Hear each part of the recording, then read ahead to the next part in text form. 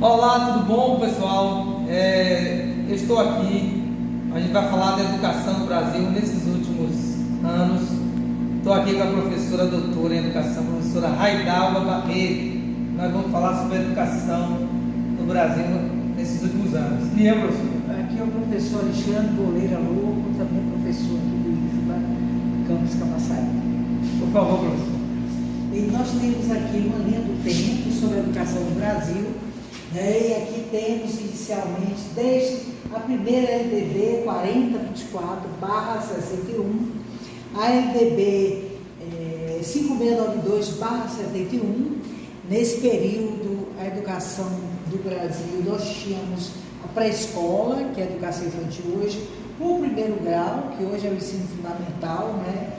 O segundo grau, que é o ensino médio hoje, tínhamos a educação profissional e tínhamos o curso de magistério para a formação do professor. Esse período foi marcado por uma educação com a base behaviorista, instrução programada, né? E tinha como base teórica o behaviorismo americano. Aqui nesse ano, a professora Rai, ela começou a exercer a carreira da docência na educação. E em 88 veio a Constituição Cidadã, que deu novos rumos a todo o processo educacional brasileiro, é claro, toda a redemocratização brasileira. E chegamos aqui, eu comecei a trabalhar em 95 como professor, na LDB de 96, a 93, 94, na qual o objetivo, a Constituição Cidadã, qual era o objetivo principal dessa LDB? Formação para o exercício da cidadania.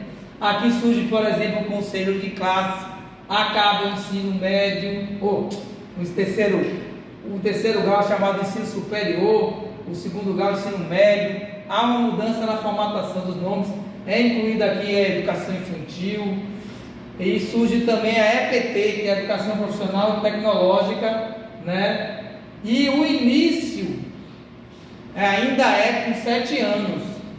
Todo mundo, a educação obrigatória é com 7 anos. Professor Rai, quer completar?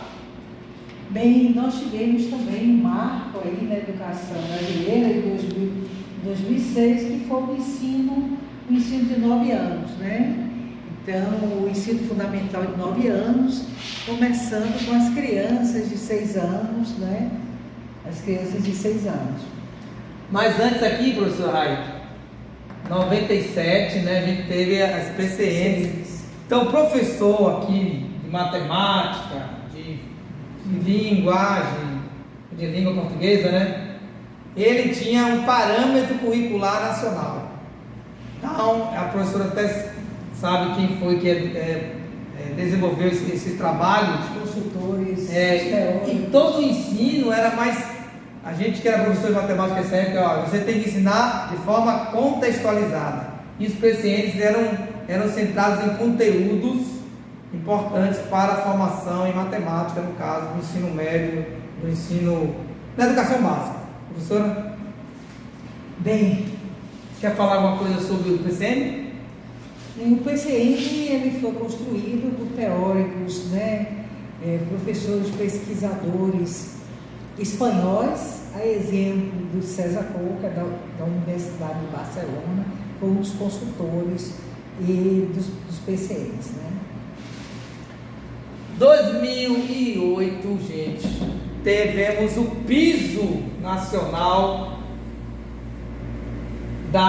do magistério. É a lei 11.738. O que fez? Valorizou o professor. Hoje a gente tem um piso que é muito respeitado pelo governo federal, municipal, estadual, que garante uma remuneração digna aos professores. Então, antes, os professores eram muito mal remunerados. Então, com esse piso, se começou a ter uma valorização do professor, do exercício da docência. E na sequência, né, de 2013, nós já tivemos uma mudança na legislação. A educação básica começa aos 4 anos. Essa foi a lei 12.796 de 2013. Então a criançada começa com 4 anos. Mais trabalho para os pedagogos, né? Mais investimento em educação. Eu nem coloco nessa linha do tempo, a gente nem coloca aqui o Fundeb, Que é o fundo que é o fundo que tem os recursos para a educação, que garante o piso, que garante todos os recursos para os professores. Professora? Nós tivemos em 2018 outro marco, que foi a criação da BNCC, né? E a BNCC, ela Base Nacional Comum Curricular, e a BNCC ela é baseada em ensino de competências e habilidades, e também houve uma mudança na nomenclatura dos conteúdos. Os conteúdos deixam de ser ter a nomenclatura de conteúdos para serem objeto do conhecimento.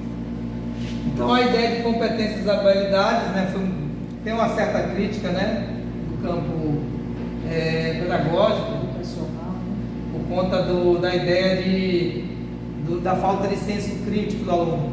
Mas aqui, na verdade, é um direcionamento para o trabalho do professor. Então você tem uma habilidade que tem que desenvolver em matemática, fica muito clara qual é a habilidade que você desenvolve para aquele determinado conteúdo. E a competência são competências gerais para a educação básica e competências específicas para a matemática.